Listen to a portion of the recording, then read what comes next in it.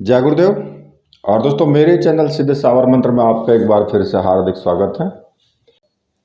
और देखिए, आज मैं आपके सामने एक बहुत ही रोमांचक एक ऐसी कहानी लेकर के आया हूं, संभोग की प्यासी एक यक्षिणी की, जो कि इंसान को संभोग करके ही मार देना चाहती थी। तो देखिए, ये कहानी आप ध्यान से सुनना और वीडियो को आप पूरी देखना। ये कहानी है एक राजेश नाम के व्यक्ति की। राजेश जो कि एक कंपनी में एक मैनेजर के पद पर था। सुंदर छवि थी उसकी, रंग गोरा था, कदकाठी में भी वो काफ़ी हष्ट पुष्ट था।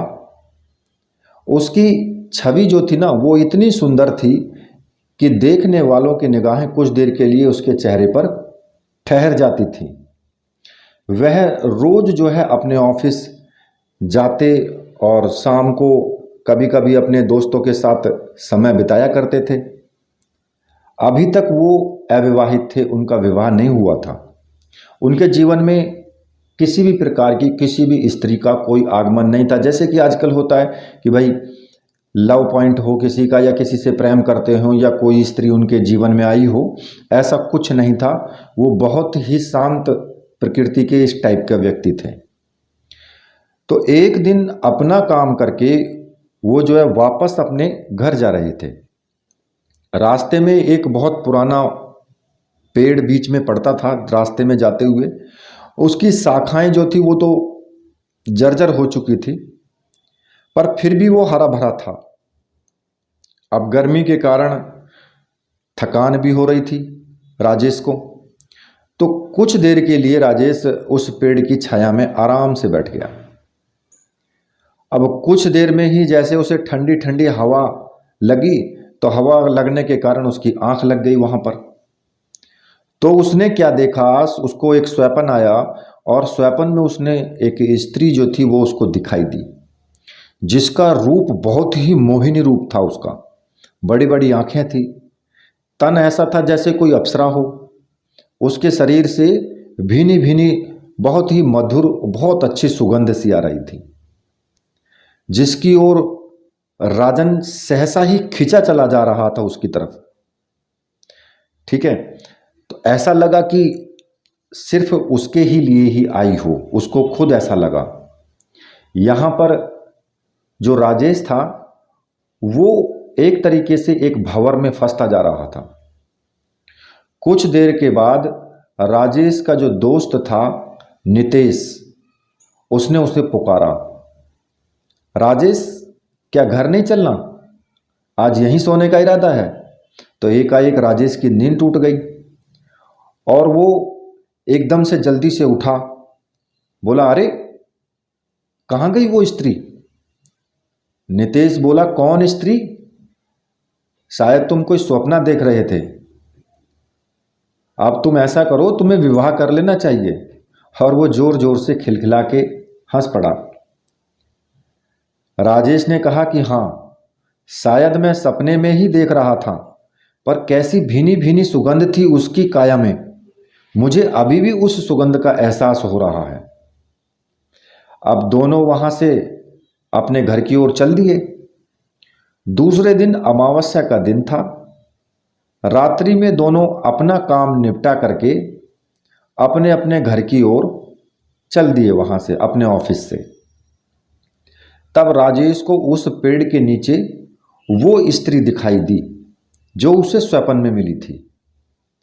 जब उसने अचानक से उसे देखा तो वो एकदम से चौंक गया। तो नितेश ने कहा कि चलो भाई, बस आने वाली है, तुम कहाँ खो गए? अब नितेश की बात सुनकर के राजेश बोला कि तुम चलो, मुझे कुछ काम है, मैं अभी आता हूं। अब नितेश के जाते ही राजन जो राजेश था उस पेड़ के पास पहुंचा और उस स्त्री से बोला कि सुनो, तुम्हारा नाम क्या है? तुम इस तरह इतनी रात में इस पेड़ के नीचे क्या कर रही हो? कहाँ रहती हो तुम? स्त्री बोली, इंतजार कर रही हूं, और जोर जोर से खिलखिला करके हंस पड़ी। उसकी आवाज़ इतनी मीठी थी कि जो राजेश उसकी ओर एकटक देखता ही रहा। उसका रूप सौंदर्य राजेश को बेचैन कर रहा था।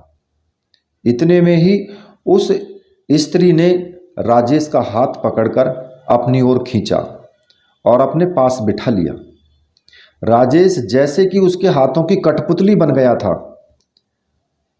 उसका शरीर स्त्री के स्पर्श से सुन्न हो गया। वो स्त्री बोली, मेरा नाम मोहिनी है और मैं अनाथ हूँ। इतना कह करके वो राजेश की ओर बड़ी ही आशा दृष्टि से देखने लगी। राजेश ने कहा, तुम यहाँ इस तरह क्यों बैठी हो और अब तक कहाँ रहती थी तुम? मोहिनी ने कहा कि क्या करोगे ये सब जान करके? मैं अब तक अनाथालय में रहा करती थी, लेकिन जो अनाथालय चलाता है उसके मालिक की दृष्टि मुझ पर पड़ गई और वह मेरे साथ ज़बरदस्ती करना चाहता था। जैसे तैसे उससे अपने आप को बचाकर भागी हूँ। इतना कहकर वह फूट फूट कर रोने लगी और राजेश के कंधे पर सिर रख दिया। राजेश उसे बस एकटक देखता ही जा रहा था। जैसे ही दिन निकलने की शुरुआत हुई तो वो गायब हो गई। मतलब कि रात भर वो वहीं पर रहा राजेश। अब सुबह सुबह जब शोर से राजेश की आंख खुली और पास में ही खड़ा व्यक्ति उससे कह रहा था, क्या बाबूजी आज यहीं सो गए, घर नहीं गए? राजन उठकर अपने घर की ओर चल दिया। देखिए, और जल्दी ही वो नहा धो करके अपने ऑफिस पहुंचा। राजन का मन आज काम में नहीं लगा। उसकी आंखों में मोहिनी की जो छवि थी वो घूम रही थी और कानों में उसकी आवाज़। शाम के समय जब वो फिर घर की ओर जा रहा था तो उसी पेड़ के नीचे वह खड़ी दिखाई दी। राजेश जल्दी जल्दी उसकी तरफ बढ़ गया। नितेश उसे देखता ही रह गया कि वह कहाँ जा रहा है। राजेश ने उससे पूछा कि तुम कहाँ चली गई थी मोहिनी, मुझे छोड़कर? मोहिनी ने कहा, घर की तलाश में भटक रही हूँ कि मुझे कुछ काम और रहने के लिए घर मिल जाए। राजेश ने उससे कहा, तुम बुरा ना मानो तो मेरे साथ घर चलो। मोहिनी बोली, आपका परिवार साहब लोग क्या कहेंगे? राजेश बोला, मैं अकेला रहता हूँ और उन लोगों से तुम्हें डरने की ज़रूरत नहीं है।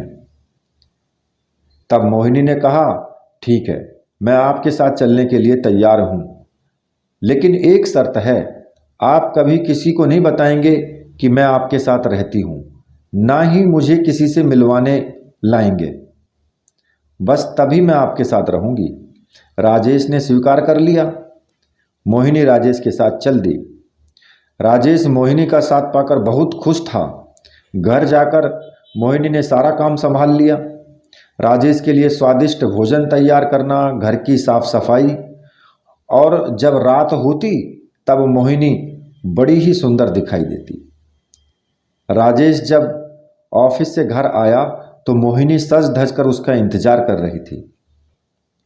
राजेश में जब उसकी सुंदरता देखी तो वो अपने आप को रोक नहीं पाया।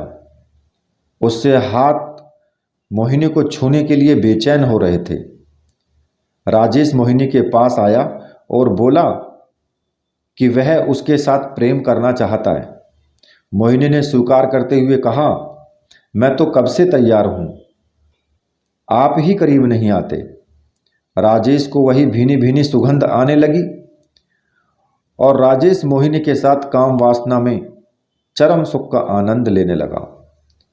वह बहुत थक गया था, लेकिन मोहिनी उसे सोने नहीं देती। धीरे धीरे राजेश के दिन ऐसे ही व्यतीत होने लगे, लेकिन वह दिन पर दिन कमज़ोर होता जा रहा था। वो एक दिन जब उसके दोस्त नितेश ने उसे देखा तो कहा, भाई तुम बहुत कमज़ोर लगते हो, स्वास्थ्य खराब है तो डॉक्टर को दिखा लो। नितेश उसे लेकर डॉक्टर के पास गया तो डॉक्टर ने कई चेकअप किए, डॉक्टर बोला, तुम शारीरिक रूप से कमजोर हो रहे हो। तुम्हें देखकर लगता है कि तुम बहुत अधिक सेक्स करते हो। जितना अधिक तुम आराम करो उतना तुम्हारे लिए सही रहेगा। यह सुनकर नितेश हैरान हो गया।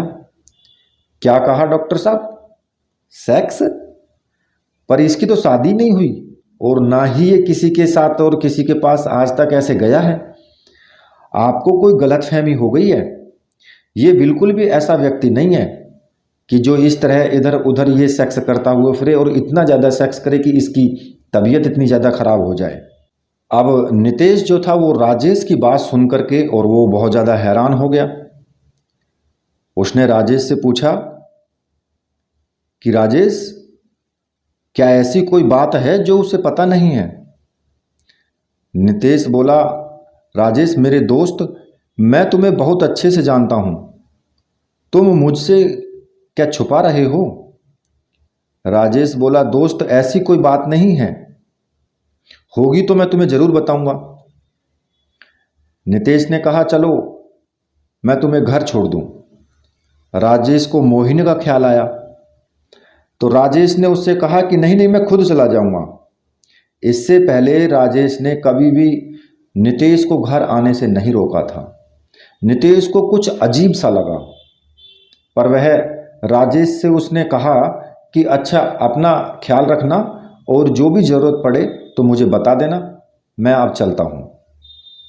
राजेश रात को घर पहुँचा। मोहिनी उसका उसी तरह इंतजार कर रही थी। मोहिनी राजेश से बोली, आज देर कर दी, कहाँ निकल गए थे? राजेश ने कहा, मेरा स्वास्थ्य ठीक नहीं है। फिर मुझे मेरा दोस्त डॉक्टर के पास ले गया और पता है डॉक्टर ने कहा कि मैं आजकल कुछ ज़्यादा ही सेक्स में लिप्त हूँ, इसलिए कमज़ोर हो गया हूँ और मुझे सिर्फ आराम करना चाहिए।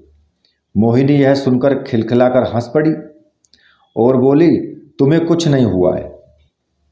एकाएक मोहिनी मुझसे कह उठी कि तुमने डॉक्टर को मेरे बारे में कुछ बताया तो नहीं? राजेश बोला, नहीं, मैंने कुछ नहीं बताया किसी को भी। लेकिन मोहिनी, कब तक ऐसे चलेगा? मैं सोच रहा हूँ कि मेरे माता पिता को बुलाकर तुमसे मिलवा दूँ ताकि वो तुम्हें देख लें और पसंद कर लें। यह सुनकर मोहिनी घबरा गई और कह उठी, नहीं नहीं, मुझे किसी से नहीं मिलना। तुम्हें मेरी शर्त याद है ना? राजेश बोला, पर क्यों नहीं मोहिनी, तुम्हें तो खुश होना चाहिए। मोहिनी ने राजेश से कहा, हमें विवाह की क्या जरूरत? हम तो बिना विवाह के भी वैसे ही जी रहे हैं जैसे विवाह के बाद। राजेश, तुम मेरे बारे में किसी को नहीं बताओगे। चलो अब भोजन करो, इसके बाद मैं तुम्हें जी भरकर प्रेम करना चाहती हूँ। राजेश ने कहा, नहीं मोहिनी, आज नहीं। डॉक्टर ने मुझे आराम करने की सलाह दी है। पर मोहिनी बिल्कुल कामुक नज़रों से उसकी ओर देखती रही। राजेश इतना कहकर दूसरे कमरे में जाकर सो गया और अंदर से उसने कुंडी लगा ली। सोचने लगा, मोहिनी ने शादी से के लिए मना क्यों किया? क्यों मोहिनी सबसे छुपी हुई रहती है? आखिर क्या वजह है इसकी? यह सोचते सोचते राजेश को नींद आ गई। अचानक रात्रि में वह चौंक करके जाग गया। मोहिनी उसके पास खड़ी थी। उसने कहा, मोहिनी, तुम यहां कैसे? और यह दरवाजा कैसे खुला? मैंने तो ये अंदर से बंद कर दिया था। और तुम यहां क्या कर रही हो? मोहिनी ने बिना कुछ कहे राजेश को अपनी बाहों में भर लिया और उसे चूमने लगी। राजेश ने कहा, नहीं मोहिनी, छोड़ो मुझे। मोहिनी राजेश से अलग नहीं होना चाहती थी। मोहिनी ने राजेश से कहा, बस मेरी आंखों में देखो। और राजेश मोहिनी की बस में हो गया तुरंत। अब मोहिनी जैसा कहती राजेश को वैसा ही करना पड़ता। राजेश का शरीर पसीने पसीने हो गया। वह थकान के कारण बेहोश हो गया। दूसरे दिन जब उसे होश आया तब दोपहर हो चुकी थी। राजेश बिस्तर से उठने में असमर्थ था। वह उठता और चक्कर खाकर फिर बिस्तर पर गिर पड़ता। उसने मोहिनी को आवाज दी कि कहाँ हो तुम मोहिनी, मुझे पानी चाहिए। मगर मोहिनी ने राजेश की आवाज नहीं सुनी। राजेश ने जैसे तैसे उठकर दीवार के सहारे लेकर के कमरे से वो बाहर आया तो उसने देखा कि मोहिनी तो जिंदा कबूतर को पकड़कर बहुत ही बेरहमी से उसे खा रही है। राजेश यह देख करके घबरा गया। उसके मुख से कोई आवाज नहीं निकली और वह वही कमरे में गिर पड़ा।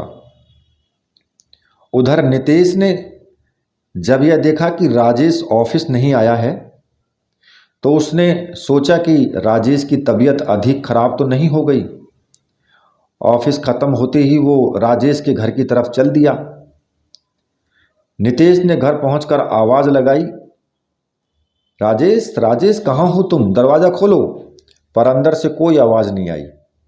नितेश की चिंता और अधिक बढ़ गई। उसकी चिंता कि भाई पता नहीं क्या हुआ है। वह खिड़की से कूद करके अंदर गया और देखा कि राजेश बिना कपड़ों के बेसुध पड़ा हुआ है। वो नग्न अवस्था में पड़ा हुआ था। राजेश को देखकर उसे ऐसा लगा कि मानो उसके शरीर की सारी शक्ति किसी ने खींच ली हो। उसकी आंखें काली हो गई थी, होठ सूखे और बेजान नजर आ रहे थे। उसके शरीर पर जगह जगह काटने के और नाखूनों के निशान थे। नितेश ने राजेश को उठाकर कहा, दोस्त क्या हाल बना लिया ये, क्या हो गया है तुम्हें। राजेश ने नितेश को देखा और कहा, मुझे बचा लो दोस्त, मुझे बचा लो। कहकर वो फिर बेहोश हो गया। नितेश ने जैसे तैसे राजेश को कपड़े पहनाए और उठाकर डॉक्टर के पास ले आया। डॉक्टर ने उसे दवाई दी तो राजेश को जब होश आया तब नितेश ने पूछा, क्या हुआ राजेश, अब तो बताओ क्या बात है। राजेश ने नितेश को मोहिनी के मिलने से लेकर अब तक की पूरी घटना उसने सुना दी।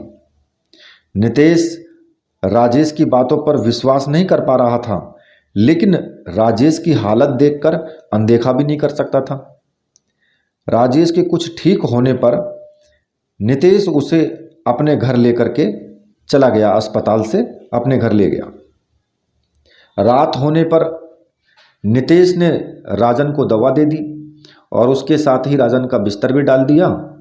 कुछ देर बाद दोनों वहां पर सो गए तो दोनों को नींद आ गई। इधर जब मोहिनी ने देखा कि राजेश घर पर नहीं है तो वो बेचैन हो उठी। उसने राजेश को पुकारा। कुछ देर बाद राजेश के कानों में आवाज आ गई कि राजेश चले आओ, राजेश चले आओ। अब राजेश नींद में उठा और उसने चलना चालू कर दिया। अब नितेश की जैसे ही नींद टूटी उसने देखा कि राजेश पास में नहीं है। वह राजेश को इधर उधर देखने लगा। तब दरवाजे की तरफ उसका ध्यान गया तो नितेश उठकर राजेश को ढूंढने लगा। सारे दरवाजे खुले हुए थे, पर यह क्या, सबसे बाहर का दरवाजा जिस पर उसने खुद ताला लगाया था वह भी खुल गया। अब नितेश घबरा गया, उसे कुछ समझ नहीं आ रहा था। वह राजेश को ढूंढने के लिए दौड़ा और देखा कि राजेश घर की तरफ चला जा रहा है। नितेश ने उसे बहुत आवाज दी पर राजेश को जैसे ही कुछ सुनाई नहीं पड़ रहा था। दौड़ते दौड़ते नितेश गिर पड़ा। अचानक एक आवाज आई, रुक जा, वो नहीं सुनेगा, वह सम्मोहन में बंधा हुआ है। अब नितेश आवाज सुनकर हैरान हो गया। कौन कौन हो तुम और ये क्या बोल रहे हो। जब नितेश ने गौर से देखा तो वहां ऊपर एक अघोरी बाबा बैठे हुए थे। नितेश ने कहा, आप ये कैसे कह सकते हैं, कैसा सम्मोहन। अघोरी बाबा ने नितेश को बताया कि इसके ऊपर यक्षिणी का प्रभाव है, यह यक्षिणी के बस में है, इसका बचना बहुत मुश्किल है, वह इतनी आसानी से इसका पीछा नहीं छोड़ेगी। जा तू अपने घर जा। नितेश ने कहा, नहीं बाबा, कोई तो रास्ता होगा, बचा लीजिए मेरे दोस्त को। रास्ता तो है पर बहुत कठिन। तुम कर सकोगे? बचा सकोगे अपने दोस्त की जान? नितेश बोला, हाँ, बस आप उपाय बताइए। तब अघोरी बाबा ने अपनी झोली में से एक चाकू निकाल करके दिया और नितेश से बोले, एक चाकू के साथ मैंने कई वर्षों तक कई साधनाएं की हैं इस चाकू से। इस चाकू को लेकर जा और वह यक्षिणी जब पूरी तरह से काम वासना में लिप्त हो तब इस चाकू से उसके सीने पर वार करना। सबसे पहले वो अपने भयानक रूप में आ जाएगी, लेकिन उसे देखकर तुम डरना मत। दूसरी बार फिर उसके दिल पर ही तुम जब ये मारोगे चाकू तो वो मर जाएगी। इधर राजेश के आने पर मोहिनी ने उससे कहा, तुमने क्या सोचा, भाग जाओगे? मैं तुम्हें इतनी आसानी से नहीं छोड़ सकती। राजेश ने मोहिनी से कहा, मैं तो तुम्हारी मदद कर रहा था और तुम मुझे मारना चाहती हो। कौन हो तुम? मैंने तुम्हारा क्या बिगाड़ा है? छोड़ दो मुझे। मोहिनी ने कहा, मैं तो बस तुम्हें चाहती हूं।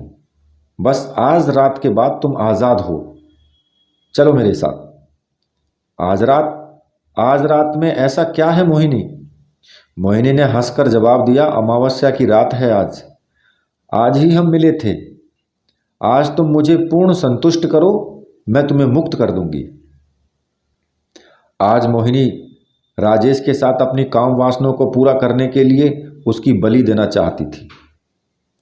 मोहिनी ने आज कुछ विशेष तैयारियां भी की थी। उसने राजेश को ले जाकर पहले उसकी पूजा की और फिर उसे सुंदर सजे हुए सेज पर बिठाया। पर राजेश डरा हुआ था, उसका मन सेक्स में नहीं लग रहा था। वो भागना चाहता था वहां से, लेकिन मोहिनी उससे लिपटने लगी और उसे हर तरफ से उकसाने लगी। लेकिन राजेश को डर के कारण सेक्स के प्रति इतना उत्साह नहीं था। आखिर मोहिनी ने उसे सम्मोहित करके अपनी हवस मिटाने लगी। वो जैसे ही वह पूरी तरह से सेक्स में डूब गई, तभी जो है नितेश खिड़की से चुपचाप आया और वो मोहिनी की तरफ चाकू लेकर लपका। नितेश नहीं, मोहिनी को संभलने का मौका ही नहीं दिया नितेश ने, और उसके सीने पर चाकू से वार कर दिया। चाकू मारने से मोहिनी बहुत ही डरावने रूप में आ गई।